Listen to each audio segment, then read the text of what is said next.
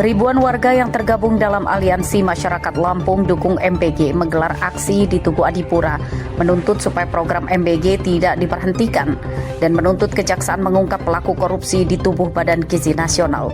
Diawali dengan long march dari arah stasiun Tanjung Karang, ribuan massa yang terdiri dari masyarakat hingga relawan dapur MBG menggeruduk Tugu Adipura untuk menyampaikan aspirasinya dan dukungan terhadap program MBG. Koordinator Aksi Aliansi Masyarakat Lampung Dukung MBG, Yunanda. Aksi-aksi ini dipicu kekhawatiran karena beredar isu bahwa MBG akan diberhentikan. Menurutnya, program ini sangat membantu para penerima manfaat dan memberi lapangan pekerjaan bagi masyarakat. Kami dari Aliansi Masyarakat Lampung Dukung MBG yang disingkat dengan Amal MBG. Aksi hari ini kami akan menyampaikan aspirasi dari masyarakat rakyat kecil yang memang penerima manfaat dari MBG itu sendiri. Dan sebagian juga ada yang memang bekerja di dapur-dapur SPBG. Program makan bergizi gratis dan program-program bansos lainnya itu yang pro rakyat itu tetap diteruskan, jangan pernah di stop. Kami dari masyarakat Lampung mendukung Bapak Presiden untuk meneruskan program-program pro rakyatnya. Penanganannya terhadap koruptornya gimana, Pak? Oh, harus adili, cocok kamu? Harus adili seadil-adilnya. Bagi yang memang SPPG nakal, terus koruptor MBG, itu adili seadil-adilnya. Selain minta dilanjutkan, massa juga meminta supaya kasus korupsi yang berada di tubuh BGN untuk diusut tuntas supaya tidak merugikan para penerima manfaat. Kenapa Pak ikut kegiatan ini, Pak? Ya, ini supaya programnya Pak Prabowo berlanjut terus.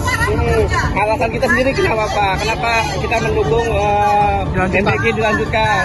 Karena apa ya, membuat lapangan kerja, perputaran ekonomi di kampung berjalan, kayak yang jualan tahu, jualan tempe, jualan ayam jadi laku. Dan memastikan program-program yang berdampak langsung terhadap kesejahteraan rakyat kecil tetap berjalan secara berkelanjutan. Jeffrey Arifin melaporkan dari Bandar Lampung.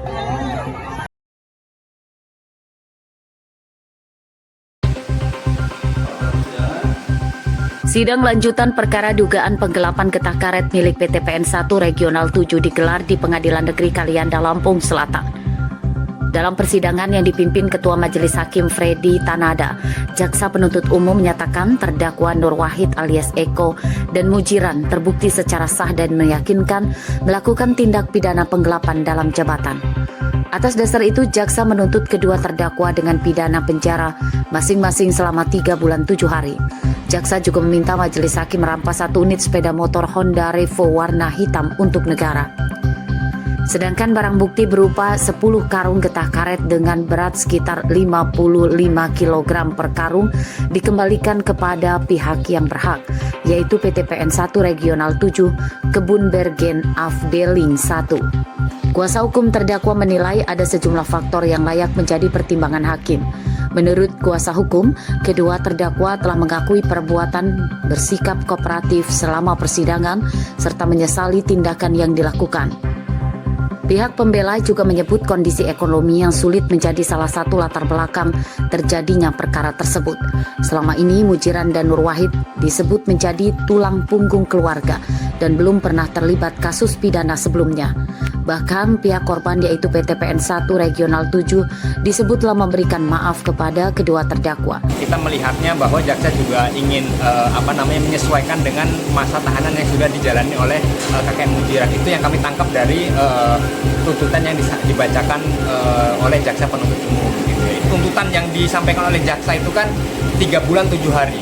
Jadi kalau kita hitung kasar-kasaran hitung soal penahanan kakek Mujiran itu kan di angka itu, gitu. Jadi asumsi kami nanti ketika diputus, jika putusannya adalah sesuai dengan tuntutan daripada jaksa penuntut umum, itu impas dengan masa tahanan yang dijalani oleh kakek Mujiran dan Nur Wahid.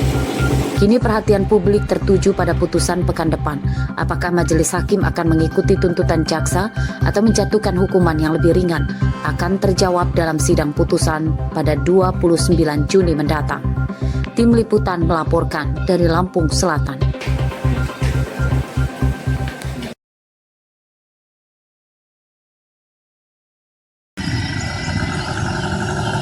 Antrian panjang kendaraan yang didominasi kendaraan bermuatan barang ini terjadi di sejumlah SPBU yang berada di Kabupaten Tulang Bawang.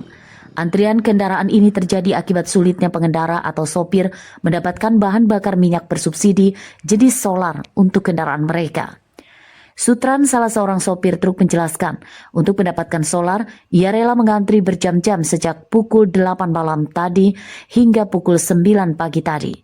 Menurutnya, antrian panjang kendaraan di SPBU seperti yang terjadi di SPBU yang berada di Kecamatan Penawartama, Tulang Bawang ini terjadi pada setiap harinya.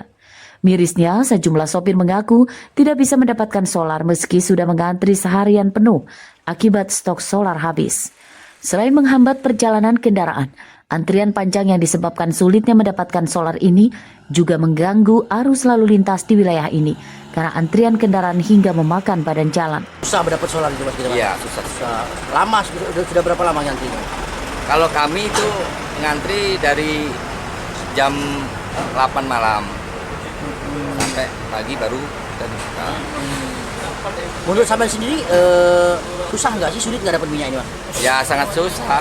Kan biasanya kita nggak ngantri seperti ini. Terus setahu saya kan bukan hanya SPBU sini, SPBU lain juga terjadi antrian seperti ini. Menyeluruh hampir. Oh gitu. Menghambat nggak, sulit nggak kira-kira? Ya sangat sulit, sangat menghambat sekali. Antrian panjang ini adanya dari BBM non subsidi itu naik harga, kemungkinan dari situ BBM maka antrian solar ini semakin ramai. Jadi Kemudian stok solar kita sendiri seberapa banyak sih Mas? kalau untuk stok solar kami setiap harinya itu dikirim 8 ton Pak, 8 KL. Kemudian dengan stok yang ada cukup nggak kira-kira? Untuk stok setiap harinya dikirim 8 KL itu tidak cukup Pak. Itu cuma satu hari, setengah hari aja Pak. Mulai dari jam 6 sampai kemungkinan dari jam 10, kadang jam 11 itu sudah habis karena stoknya cuma 8. Anton, salah seorang petugas SPBU, menjelaskan, antrian kendaraan ini terjadi akibat stok BBM jenis solar tidak mencukupi, karena SPBU ini hanya mendapatkan 8.000 liter BBM jenis solar setiap harinya, dan tidak cukup untuk memenuhi kebutuhan solar di wilayah ini. Pihak SPBU meminta kepada pihak Pertamina agar dapat menambahkan stok solar guna mengantisipasi kemacetan dan juga antrian panjang kendaraan di SPBU. Mustaqim laporkan dari Tulang Bawang.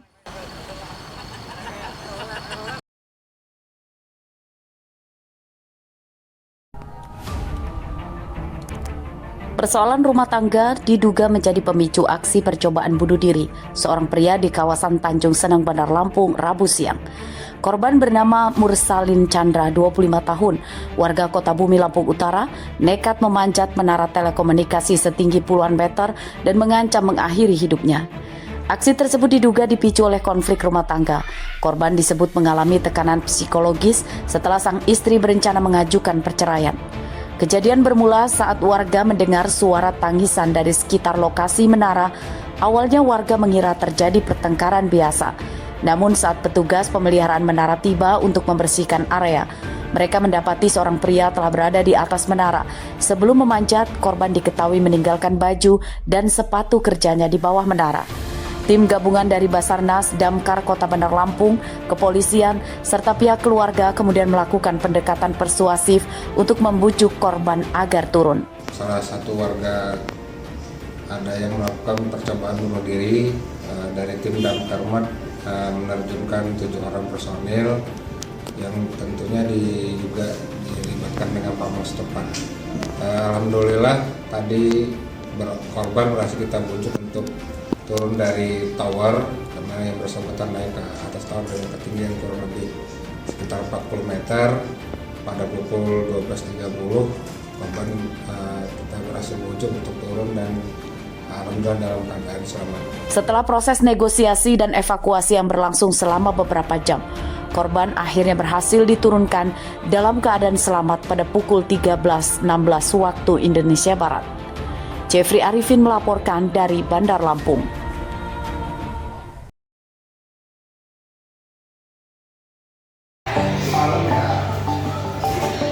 Dalam rangka menyambut Hari Bayangkara ke-80, Polresta memberikan layanan pembuatan SIM gratis bagi penyandang disabilitas di Bandar Lampung. Kegiatan tersebut dilaksanakan di Satlantas Polresta Bandar Lampung pada Kamis siang kemarin. Program ini digelar guna memastikan kaum difabel mendapatkan hak dan akses yang sama dalam berkendara secara legal dan aman. Puluhan peserta yang mengikuti proses pembuatan dan perpanjangan SIM gratis ini tetap diwajibkan menjalani tahapan sesuai prosedur, mulai dari tes kesehatan, tes teori, hingga ujian praktik kendaraan. Dalam ujian praktik, peserta menggunakan kendaraan yang biasa mereka pakai sehari-hari. Langkah ini dilakukan agar penilaian lebih sesuai dengan kondisi dan kebutuhan masing-masing peserta, namun tetap mengutamakan faktor keselamatan. Penyandang difabel ini mendapatkan SIM, tapi juga faktor keselamatan juga harus kita perhatikan, sehingga persyaratan-persyaratan itu ya baik mulai dari kesehatan, ya kemudian psikologi, kemudian ujian-ujiannya semua kita laksanakan, sehingga nanti yang diharapkan dengan kita laksanakan sesuai dengan prosedur, ya para penyandang difabel ini bisa betul-betul ya mengaplikasikan ya bagaimana tata tertib berlalu lintas. Ya, jadi tidak hanya mendapatkan SIM, tapi bersangkutan juga harus lulus uji. Para peserta tampak antusias. Bagi para penyandang disabilitas, program ini menjadi bentuk pengakuan atas hak yang sama dalam berlalu lintas. Di antara peserta ada yang baru pertama kali membuat SIM, namun ada pula yang hendak memperpanjang SIM mereka. Menyadari kalau berkendara di jalan raya itu mempunyai kewajiban mempunyai SIM, dan itu menjadi bahan kita juga untuk artinya waspada lah. Jadi memang was-was juga, apalagi kami sebagai disabilitas tentunya ini berharga juga bisa memiliki SIM. Melalui program ini, polisi berharap penyandang disabilitas semakin termotivasi untuk tetap aktif, mandiri, dan tertib berlalu lintas. Sekaligus menyemarakan peringatan Hari Bayangkara ke-80 yang diperingati pada 1 Juli mendatang. Robi Laste melaporkan dari Bandar Lampung.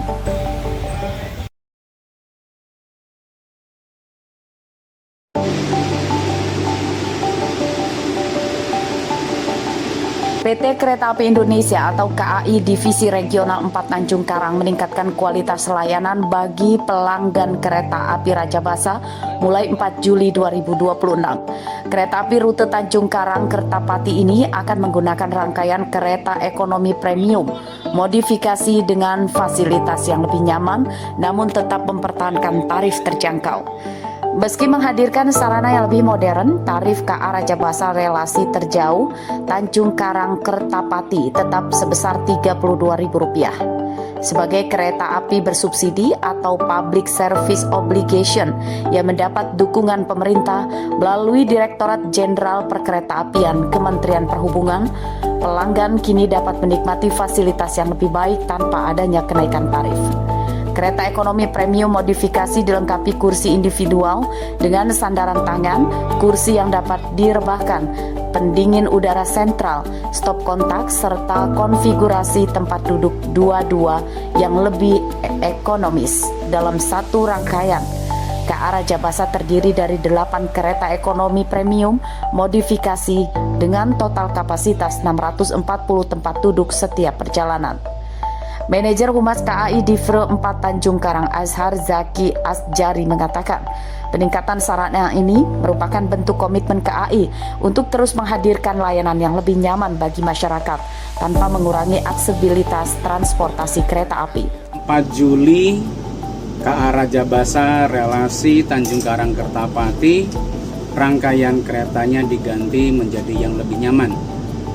Masih dengan harga Rp32.000, dikarenakan ada mekanisme PSO atau subsidi dari negara, harga tiket tidak berubah. Fasilitas yang membedakan jelas, kursinya ini formasinya 2 dan 2, penumpang tidak akan lagi mengalami kejadian beradu dengkul atau saling berhadapan-hadapan yang mungkin ada beberapa penumpang yang mengalami ketidaknyamanan. Dengan rangkaian baru ini, penumpang bisa lebih nyaman, tidak saling berhadapan-hadapan, namun tidak mengurangi kenyamanan dengan jarak kursi yang sangat luas dan lega. Ada reclining seat, ada batas penahan tangan antara penumpang di sampingnya, serta colokan listrik yang lebih eksklusif dibandingkan rangkaian sebelumnya, serta pendingin udara yang lebih baik dibandingkan kereta sebelumnya. Sepanjang tahun 2025, KA Rajabasa melayani lebih dari 686.000 pelanggan.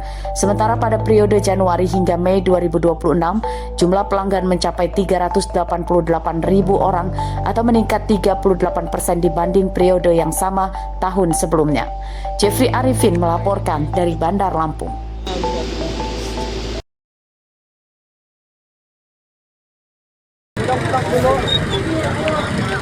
3 truk terlibat tabrakan beruntun di Jalan Lintas Sumatera kilometer 39 hingga 40 Desa Sukabanjar, Kecamatan Sidomulyo, Lampung Selatan. Bagian depan ketiga truk rusak parah akibat benturan keras. Puing kendaraan berserakan di badan jalan dan sempat memicu kemacetan panjang di ruas jalan nasional tersebut. Kejadian bermula saat sebuah truk Hino Box yang melaju dari arah Bandar Lampung menuju Bakauheni berusaha mendahului kendaraan di depannya. Namun saat mengambil jalur kanan, pengemudi diduga tidak memperhatikan kondisi arus lalu lintas dari arah berlawanan. Akibatnya truk Hino Box langsung bertabrakan dengan truk Mitsubishi Center yang tengah melaju dari arah Bakauheni menuju Bandar Lampung. 3 kendaraan pun mengalami kerusakan berat terutama pada bagian kabin depan. Meski tidak menimbulkan korban jiwa, 2 orang dilaporkan menjadi korban dalam insiden ini. Seorang kondektur truk kantor mengalami luka berat dan harus dilarikan ke rumah sakit untuk mendapatkan perawatan medis. Sedangkan pengemudi truk kantor mengalami luka ringan. Anggota Satlantas Polres Lampung Selatan yang tiba di lokasi langsung melakukan evakuasi korban dan kendaraan. Petugas juga mengatur arus lalu lintas untuk mencegah kemacetan yang lebih parah. Untuk dugaan sementara itu karena kelalaian, karena kendaraan truk box Hino berusaha mendahului kendaraan yang ada di depannya dengan mengambil jalur kendaraan yang berlawanan, sehingga pada saat yang bersamaan ada kendaraan dari arah berlawanan, dia tidak bisa mengendalikan kendaraan karena jarak terlalu dekat. Untuk bagi pengendara kendaraan, tolong perhatikan kembali keselamatan kendaraan. Pada saat berkendara juga tolong perhatikan keselamatan, baik keselamatan sendiri maupun orang lain. Jika ingin mendahului ataupun berkendara, tolong diperhatikan bagaimana kesempatannya yang tersedia pada saat melakukan mendahului kendaraan di depan atau pada saat berkendara. Polisi mengingatkan para pengemudi agar tidak memaksa mendahului kendaraan di jalan 2 arah tanpa memastikan kondisi aman. Kelalaian sekecil apapun di jalan raya dapat berujung pada kecelakaan fatal yang mengancam nyawa pengguna jalan lainnya. Heri Fulistiawan melaporkan dari Lampung Selatan. Satu